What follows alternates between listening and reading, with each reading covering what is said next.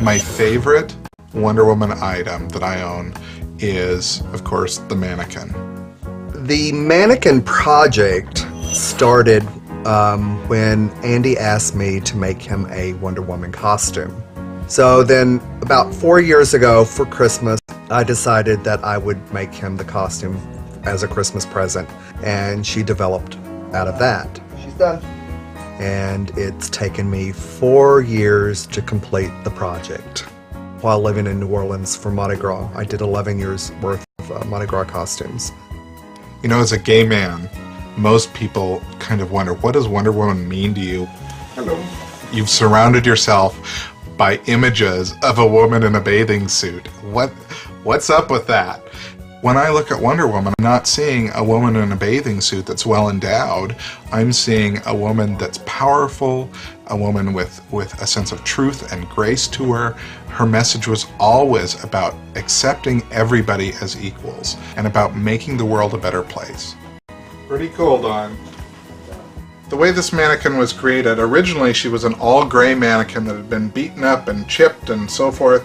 So we refurbished the body. The torso and the head were sent to New York, where a professional makeup artist did a painted makeup job on it. Then the wig, which is actually 2 wigs put together because it needed to have the kind of body. Linda Carter wore a wig over her own natural hair, and it was all poofed up, so we actually did the same type of thing. Then we did the tiara.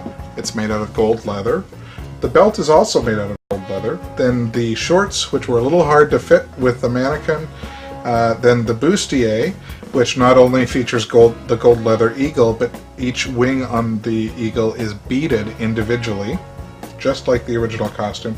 And the last step was the boots. The boots were originally bought just as red boots, and then I took them to the best cobbler in Portland, and he added the white stripes and the white tops to them. And she was done as of 2 days ago. Given that I will never own a real costume from the TV show, there's only a few of them even left in existence, the mannequin project does kind of present somewhat of a pinnacle for my collecting.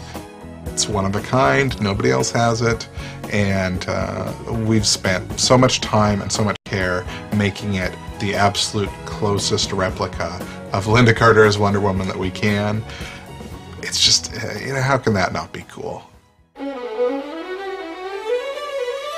Andy Mangels and I are friends, and we've known each other for more than 10 years, probably almost 15 years at this point. And we met when I was working as a comic book editor at Dark Horse. I didn't know she was a Wonder Woman fan, just like she didn't know I was a Wonder Woman fan at first, until I went over to her house for a Halloween party.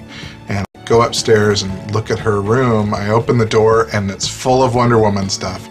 Welcome to my wonderful Wonder Woman room. This is my Hall of Fame / shame, depending on your point of view about collecting. And it was like I had found my long-lost female twin.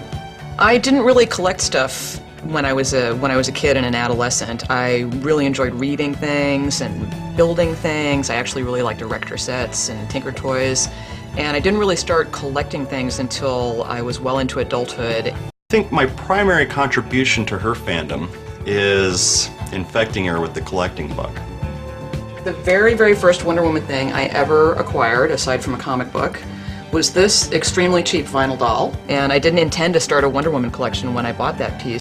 I just bought it because it made me remember how much I loved Wonder Woman and how much I enjoyed the TV show and the character. And the second Wonder Woman thing I ever acquired, it's this vintage 1970s wastebasket. It's like a bath toy basically, and it's Wonder Baby. I just love that kind of stuff because it's odd. I like the classic Wonder Woman, but I also like these really oddball pieces. My favorite Wonder Woman collectibles are usually the kind of slightly goofy or wacky ones. This is another one that I particularly like just because I don't even think this is licensed. It doesn't actually say Wonder Woman on it anywhere. Crazy foam from the late 1970s. I have never tried to use it, so I couldn't tell you if it actually would shoot foam out of her mouth, but that obviously was the idea. For your bath time fun. Pets from 2 different eras. Notice the feet on this one, no feet on this one. That means this one's older. They don't make them with feet anymore. And this one's also got more of a like squishy vinyl head, and this one's got more of a hard plastic head. I like humorous, silly little figurines. I have one that's a Looney Tunes Wonder Woman figure where Petunia Pig is dressed as Wonder Woman, and that's such a strange combination that it just cracks me up. And I would also like to know what the thinking was behind this. I would have liked to have been on a concept meeting for that. Like, yeah, she's Wonder Woman, but she's like a pig. Cool. This one, if you turn it around, there's a little tiny hand mirror on the other side. And then the scissors, you can see that Wonder Woman does scissor kicks when you actually use the scissors. 3 Wonder Woman bobbleheads, all of which are very, very odd looking, in my opinion. Mexican gum is what that is. Chicle Globo. And then this, I couldn't swear to it, but I think that's a Band-Aid.